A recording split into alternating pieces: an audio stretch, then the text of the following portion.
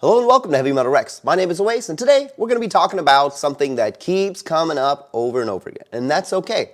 We got a lot of new Subaru owners, we got a lot of new owners of just sports cars in general, and we see a lot of these questions pop up on Reddit, Facebook, YouTube, literally anywhere a conversation can happen. People are asking what requires a tune and what doesn't.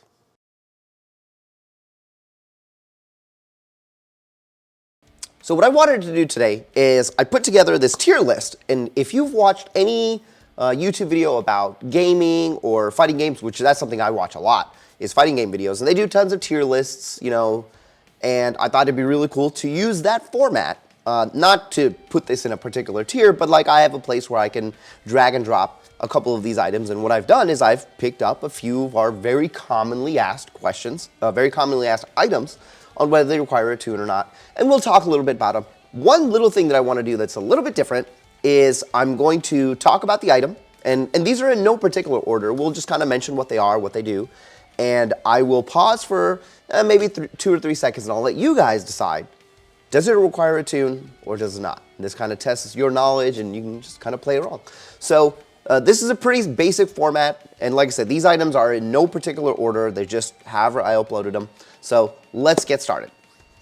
The first item we've got here is a pretty basic one that a lot of people like to do, and mainly because they don't want to get an intake right now, or they don't want to void their warranty, or they're hesitant on what they want to do with the car right now, and that's filters, dry con filters, any drop-in filters or anything like that.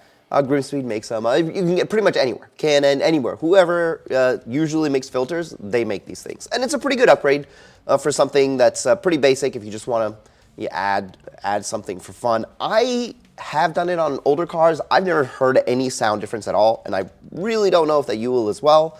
Now, what do you think? Does that require a tune or no?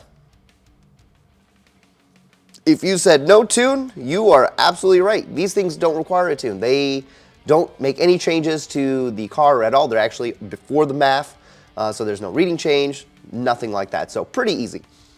Next up, air oil separators. Now this particular product is something that I wanted on my last car, and I had never really got it. I probably should have, and I do have one today. I just haven't installed it because I've been waiting to get the intercooler on so I can figure out where all my piping is going to be.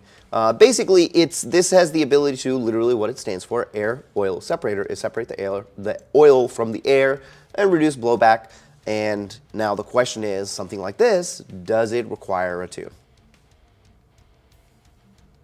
And the answer is no, but maybe no. It is mainly no. It doesn't require a tune. Now, I know in the past there have been a few versions of air oil separators that are, I think, like competition, that do require a tune because they vent to atmosphere. I don't have a whole lot of experience with those, but that's not the versions that are currently available for the 22 WRX, so you don't really have to worry about it. Right now, they don't require a tune. Later, if they do, you'll be told, and trust me, everybody will tell you.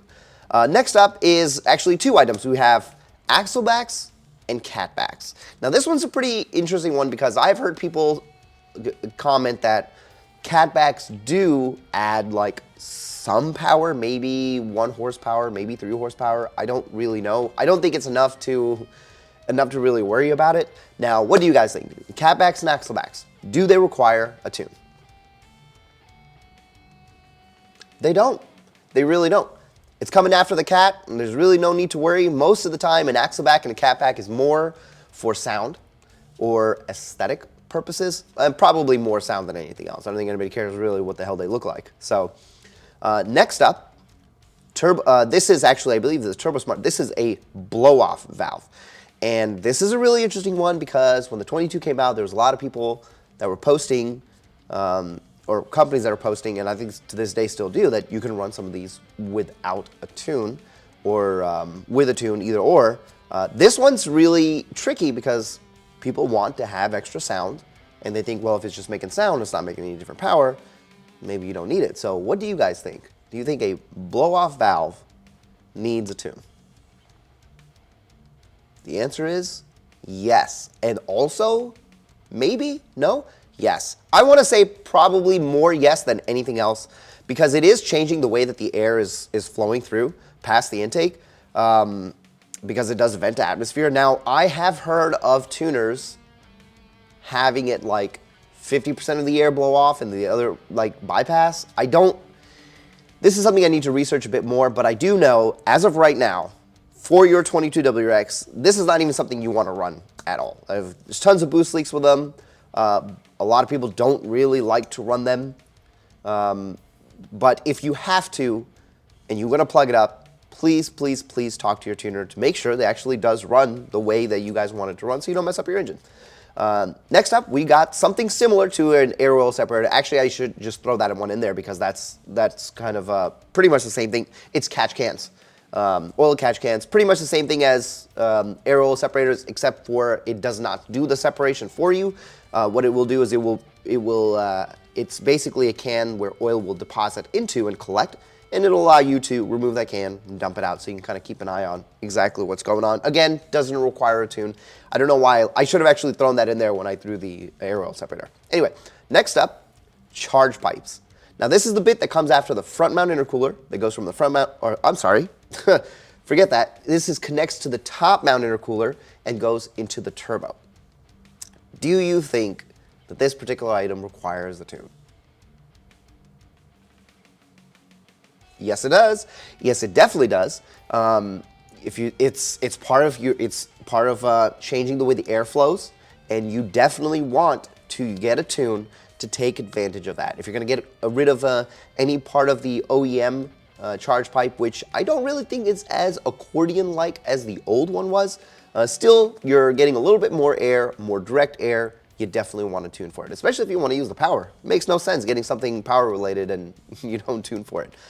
Next up, we have diverter valves. Now, this one's a little bit tricky because you think that because like it shuffles excess boost away from the turbo, maybe it does actually require a tune. Well, what do you think?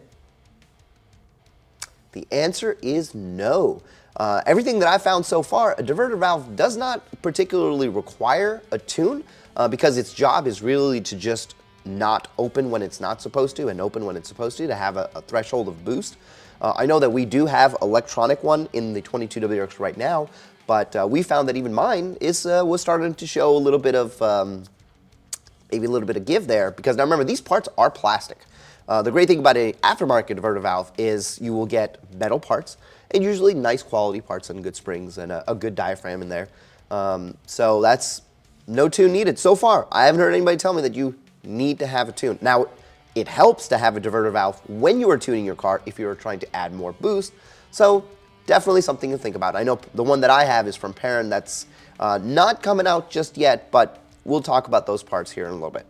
Next up, this is something that came up just I'd say about a month ago, where JD Muscle unveiled their prototype for unequal length headers. Now here, I've got the picture of the unequal length headers, but we're talking about headers in general, whether equal length or unequal length. Another thing, what do you think? Do headers require a tune? And if you answered no, that's wrong. Headers definitely require a tune. This is something that's connected to your turbo, and you're changing the way the air flows. You're changing how far the air flows, especially if you've got unequal length headers, so you definitely want to tune for it. Just like all power parts, it doesn't make really any sense to not tune for these power parts. Now this next one, boy, we have fought about this for so long. Like everybody in the community, especially now that there's tons of new intakes, tons of new users, we're talking about air intakes. Do air intakes require a tune? I hope you know the answer to this by now. And that answer is yes. I know, and I don't want to say that there's anything wrong with any company saying this. Many companies say you don't require a tune for our air intake. Even Perrin has another air intake that doesn't require a tune. ETS did, but then they had the sleeve and all that stuff. You know, you do want a tune. You're changing the way the air is flowing after the MAF. The MAF is the section that is right after the filter itself that is reading the air that is coming in and letting the rest of the car know what to do with that air. How much is it coming? What is the quality of it? Blah, blah, blah. You definitely want to get a tune.